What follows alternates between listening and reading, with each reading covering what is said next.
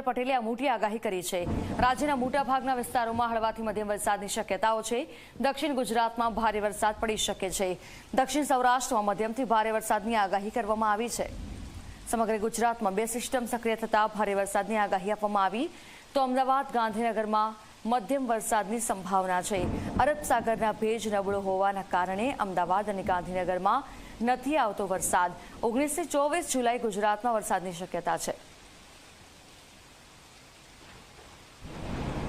રાજ્યમાં વરસાદની આગામી સ્થિતિ કેવી હશે તેને લઈને આપણે આગાહીકાર અંબાલાલ પટેલ પાસે ઉપસ્થિત છીએ। એમની પાસેથી જાણીશું, એમની સાથે વાતચીત કરીશું કે કયા પ્રકારે આગામી સમયમાં હવામાન રહેશે, વરસાદ કેવો પડશે।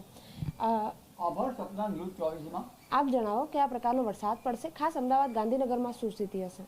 અમદાવાદ ગાંધીનગરમાં વરસાદની સ્થિતિ પોષક રહી નથી, કારણ કે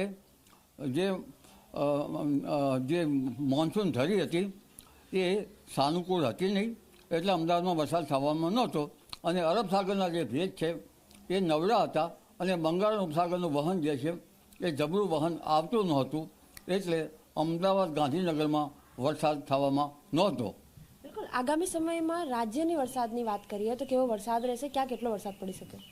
બુધ શુક્રના યોગો જોતા, સાથે ચંદ્રના યોગો જોતા, જળદાયક નક્ષત્ર નાડીના ગ્રહો યોગો જોતા આ ગ્રહો ઉત્તર ભારતમાં કાર્યરત છે અને ઉત્તર ભારતનો ભેજ છેક પૂર્વીય મધ્યપ્રદેશ સુધી અને ઉત્તર પશ્ચિમ મધ્યપ્રદેશ સુધી આવશે, એટલે મધ્યપ્રદેશના ભાગોમાં સંલગ્નમાં રહેવા જોવા મળશે। ઉપરાંત પવનવાહક નક્ષત્ર નાડીના યોગના લીધે બંગાળ ઉપસાગરમાં હલચલ જોવા મળશે, જેના કારણે તારીખ 16મીથી 15-16માંથી બંગાળના ઉપસાગરમાં એક સિસ્ટમ બનવાની શક્યતા રહેશે, જેની અસર પણ ગુજરાતમાં થવાની શક્યતા રહેશે। એટલે તારીખ 16થી લગભગ 24 સુધીમાં ગુજરાતના ઘણા ભાગોમાં ભારે વરસાદ થવાની શક્યતા રહેશે।